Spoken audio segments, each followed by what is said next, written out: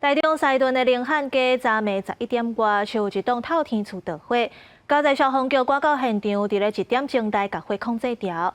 这70岁姓黄的厝主嘛走出来，那厝主讲伊当咧用加速炉煮食，煞引起爆炸着火。不过详细原因是要搁爱调查。 火势从暗暝啊照到正关，还佫不时窜出浓烟。边仔的厝边啊听到真大声音，紧日走去咧外口来看，才发现这厝民厝已经被大火烧去。我们前面先听到一声，然后后面就听到嘣的比较大声，是，对，然后就打开门看，对面的那边有火。他们本来也是夫妻在吵架，在丢东西，后来觉得不太像，就又忽然啪啪啪，好像也是烧东西，他突然就闻到那个味道。 事发伫26号暗时11点外，台中市西屯宁汉街这厝透天的民厝，汹涌庆出大火。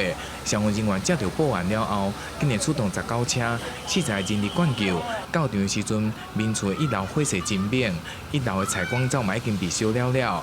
由于这是联动的透天厝，紧日油气水线就惊讲燃烧。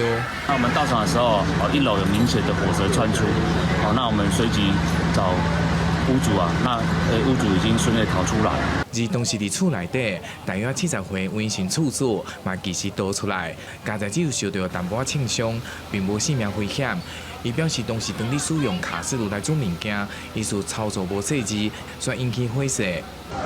煮物件哦，那个小瓦斯倒去，我用米粉去砍棉花，我去提。 水，一个水嘛无够。